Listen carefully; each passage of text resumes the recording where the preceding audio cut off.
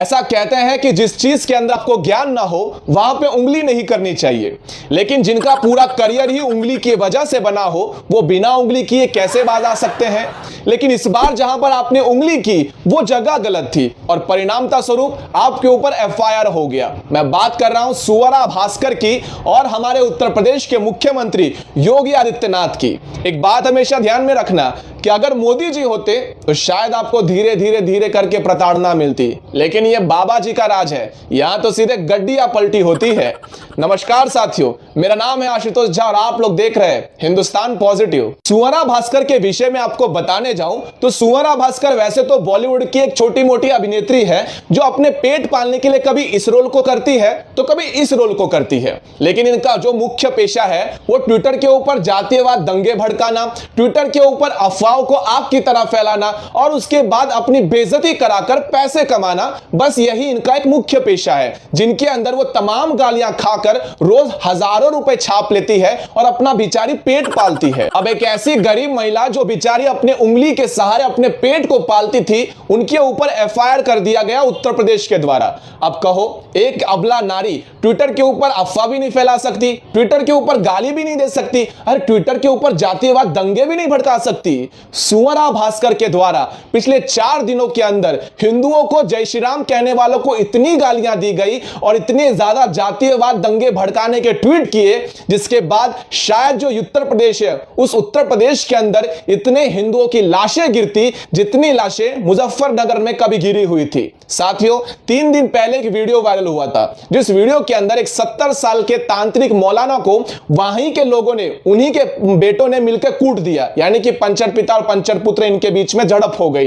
अब ताबीज बनाकर बात थी, ताबीज से रिलेटेड बातें थी, लेकिन हमारे ट्विटर के ऊपर हमारे इस लेफ्ट लॉबी ने जय श्री राम कहो नहीं तो आपको पीट देंगे, इस ऐसे घटनाओं को आगे लाकर हिंदुओं को गाली देने के लिए इस घटनाओं को आग की तरह फैला दिया। बाद में जब पता चला गाजियाबाद पुलिस के द्वारा ये सारी घटना की सच्चाई क्या है, तो ये जितने भी सुअरा भास्कर जैसी अभिनेत्री है उन्होंने अपने आप को गंगा की नदी डुबा लिया और अपने आप को पवित्र करके ट्विटर के ऊपर आके हाथ जोड़ के माफी मांग ली। लेकिन मैडम, आपने इस बार गलत जगह उंगली कर दी, आपने बाबा जी से पंगा ले लिया, अब बाबा जी आपकी गाड़ी पलट कर ही मानेंगे। एक बात यहां पर सोचने वाली है साथियों, यहां पर थोड़ा दिमाग लगाकर सोचिए कि अगर गलती से भी 15 या 20 दिन गाजियाबाद पुलिस लेट कर देती इस सच्चाई को सामने लाने के अंदर, तो यही स्वरा भास्कर, यही राणा आयुब और यही मोहम्मद जुबैर और ये आपके अनबायस्ड ट्विटर अकाउंट्स, ये सारे मिलकर हिंदुओं को आतंकवादी बना देते और उत्तर प्रदेश के अंदर लाशों के ढेर लगते,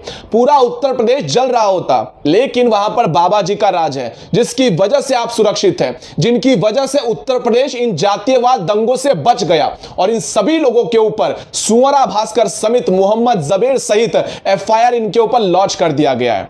साथियों, सुअरा भास्कर कलयुग की वो शूर्पणखा है जो हर दूसरे दिन अपना नाक कटवाती है, लेकिन फिर भी इसे पश्चाताप नहीं होता, फिर भी इसे शर्म नहीं आती, क्योंकि लेफ्ट लॉबी की तरफ से इनकी फंडिंग करोड़ों रुपए में जारी है, रोज करते हैं। एनआरसी को लेकर समाज के अंदर अफवाहों को बढ़ावा देना, शाहीन बाग जैसे कारनामे करके कोरोना के कार्यकाल के अंदर लोगों को गलत सलत तरीके बताकर वहां पे चक्का जाम करके रखना, दिल्ली का कामकाज रोक के रखना और इसके तहत इंटरनेशनल मीडिया के अंदर जाकर हिंदुस्तान की बेइज्जती करना, यह काम सुअरा भास्कर दीदी का फेवरेट है। लेकिन स्टिल इनको इंडिया के अंदर डर लगता है। सुअरा भास्कर को इंडिया के अंदर डर लगता है तो उनको सुरक्षित कहां लगता है, उन्हें प्यार कहां ज्यादा मिलता है? पाकिस्तान में। मैं नहीं कह रहा, स्वयं स्वरा भास्कर के मुंह से सुन लीजिए कि उनको प्यार कितना मिलता है पाकिस्तान के अंदर। ये क्लिप उनकी आप जरूर देखिए। को अक्सर दुश्मन देश समझा जाता है, वो कतई ऐसा नहीं है। कसम खा के कह रही हूँ, मैं काफी जगह घूमी हूँ, लेकिन लंदन, न्यूयॉर्क, इस्तांबुल, पेरिस सब फेल है लाहौर के सामने। पाकिस्तान में रहते हो, हिंदुस्तान का खाते हो और गुणगान पाकिस्तान का गाते हो, इसलिए तो आपको पेला जा रहा है। आप लोगों ने अपनी आंखों से देखा और अपने कानों से सुना कि स्वरा भास्कर को पूरे विश्व के अंदर कहीं मोहब्बत नजर आई तो वो पाकिस्तान के अंदर, एक ऐसा मुल्क जो आतंकवादियों का पनाह क्षेत्र है, एक ऐसा मुल्क जो आए दिन हमारे देश के ऊपर गजवाए हिंद स्थापित करने का स्वप्न पिछले 70 सालों से देख रहा है। वहां स्वरा भास्कर को प्यार मिलता है, वहां स्वरा भास्कर को आनंद आनंद मिलता है। लेकिन हिंदुस्तान के अंदर ये चाहे तो जय श्री राम कहने वालों को आतंकवादी कह सकती है, ये चाहे तो प्रधान सेवक को गालियां दे सकती है, लेकिन इनके ऊपर कोई भी एक्शन हो जाए तो प्रधान सेवक हिटलर है। जो मुख्यमंत्री योगी आदित्यनाथ है, उन्होंने आप लोग की आजादी को छीन ले ली है। फ्रीडम ऑफ स्पीच नहीं है, फ्रीडम ऑफ एक्सप्रेशन नहीं है। ये सब क्यों नौटंकी, ये सब चीजें क्यों की जाती है? सिर्फ और सिर्फ हिंदुओं को बदनाम करने के लिए, हिंदुओं को गाली देने के लिए।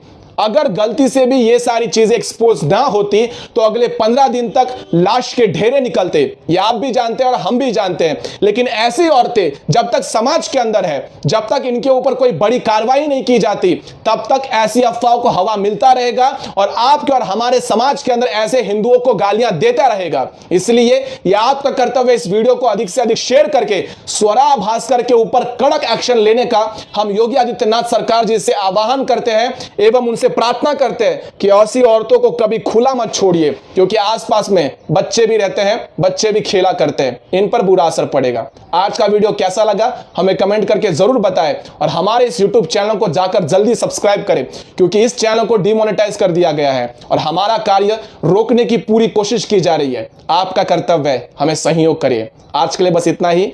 जय हिंद।